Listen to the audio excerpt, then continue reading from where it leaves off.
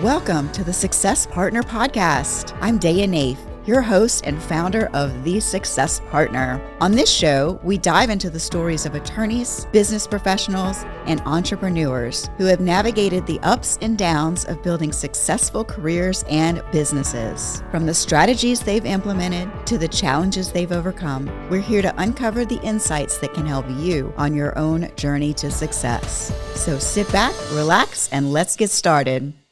Welcome back, everybody, to the Success Partner Podcast. I am your host, Daya Naef, and today I have Danielle Jefferson with me, and she's a consultant. She runs Jefferson James Consulting that helps companies and organizations really fill in the gap. So I'm so excited for us to hear more about what Danielle does and how she helps people. So Danielle, if you don't mind, just introduce yourself and let us know what you do. Amazing. Thank you so much for having me today. So I am an operational consultant for businesses, specifically small businesses. So those that are about 20 to 100 employees that don't have a full-time person who can really help with the operations of their business, not meaning how they do their work, but how they can help optimize that. So think about how they can help optimize that. So think about the way that employees use tools. So maybe they need guides and procedures. Maybe they need a new system to be able to be more efficient at what they're doing. I help these businesses to identify what is the process they're using. How can we find a great streamlined process that everybody can do the same way every time? And then how can we give them the support that they need to be able to do their jobs daily so that they are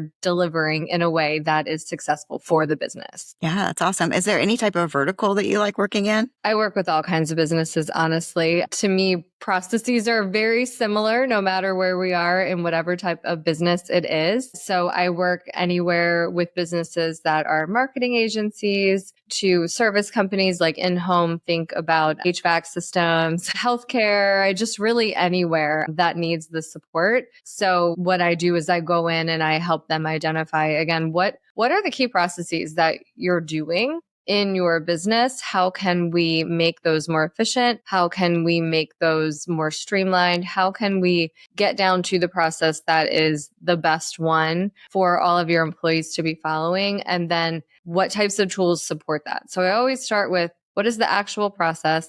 What amazing tool can you find or buy, right?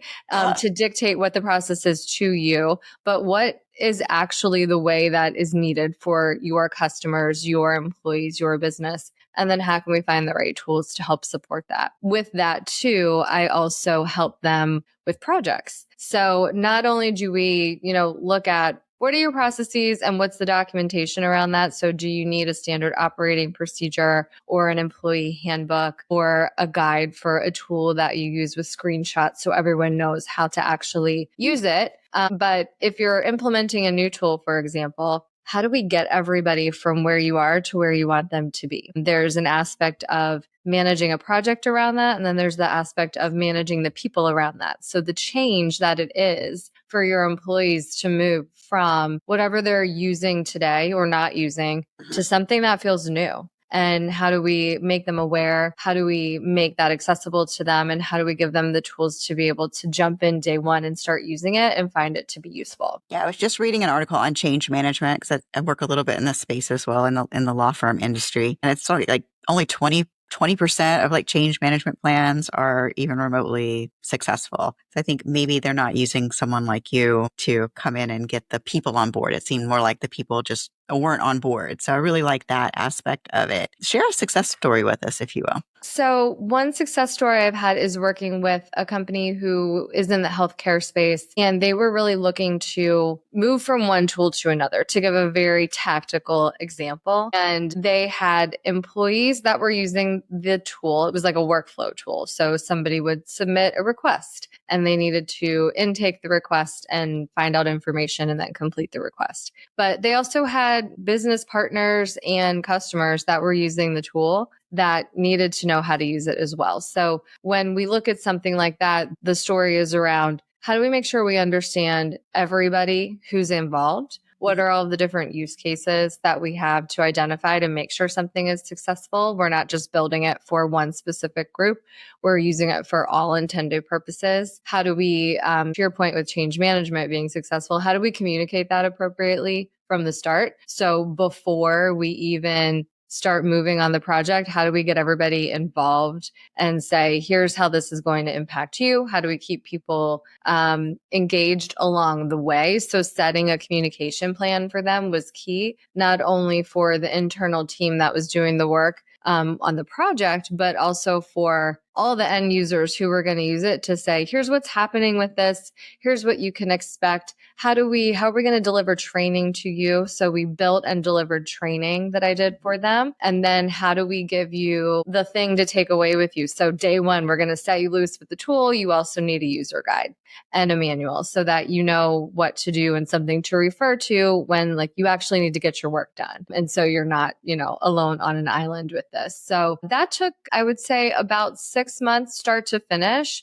to transition because it was a larger user base in a larger company and we had multiple user bases there. So multiple people who were doing different things in it. And so when we talk about project management and change management, there's really a differentiation there. The project was moving from the one thing to the other, right? And there's a lot of executional pieces in there, but the change management is the whole wrap around it of how do you tell people what the change is going to be? How do you communicate it in a way that makes sense to them so they understand why they care and how it's going to impact them? How do you keep them updated along the way? How do you give them the right tools and training to know what's happening when the change is actually going to come? And then how do you keep them supported post-change? So what things do they have available? Who can they reach out to? How do they know how to continue on using that? So those two things really go hand in hand. And I find that to be a good success story because we successfully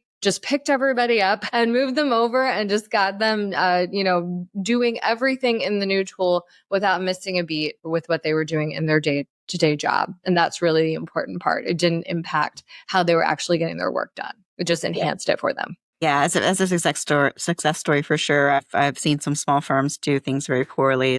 Change case management softwares that also are connected to like their payment processing. So the people who are doing client intake and somebody wants to pay and now they can't, and or the phone service runs through a certain program and then they try to change that and they can't do the calls. They can't call anybody back. Yeah, so it's definitely there's a need for what you do. I also love when you say people, process, and systems, like people is first. Yes, absolutely. People make everything go, right? So they're the ones who are actually doing the work. A lot of times they are the ones on the ground level that are understanding how the processes are really working in reality. Right? On a daily basis. We can engineer a process. We can, design something on paper, but how it's actually going to work is the employees who are on the ground doing it. And they're the best source and the richest source of information to be able to give the ongoing feedback of how to tweak your processes, how to improve them, how to make sure that they're nimble enough to keep up with what's going on. And then the process, obviously, we want to get that in place to make sure everybody knows what to do, right? Make sure everybody has something to follow, make sure that everybody's doing it the same way. We're not wasting time. We're not wasting money. We're not impacting customers by having a different experience every time they interact with you. And then the tools are just the icing on the cake, right? They are enabling everything that you put in place to make your job easier through technology. But, a lot of times you'll find people, especially small businesses, and I get this, they want a golden unicorn tool, one tool that does everything. And I understand the need for that because, you're small, you don't want to manage many things. But a lot of times they find the tool to dictate how they should be working versus understanding how they're working and finding the right tools to work for them. And so people, when they get in that situation, tend to just abandon the tool. They don't use it. And then, you're frustrated because you're paying for a tool no one's using. And then everybody goes off and does their own thing. And then you're back to where you were. So yeah, the really documenting and finding what is the way that we should be working, meaning we all agree that this is kind of the golden standard of what we should be doing and how we have found this to be the best way, writing it down, making it clear for individual roles in the company and how all of that fits together. is what I help with as well. I find a lot of businesses do have individual things for what people should be doing, but nobody really understands how their role and the way that they do their work may impact somebody upstream or downstream. And so I really also focus on helping everybody understand how they're an important part, especially at a small business, that they play in the company, and why it's important for them to be aware of how they're doing their work, always be improving how they're doing it, speaking up, and knowing how where they are impacts somebody else that they probably see every day and care about in small companies. Yeah. Sometimes it's just not a follow through of the thought process. Yeah. Yeah. Because you're just too busy getting it done every day. Yeah. Doing your job.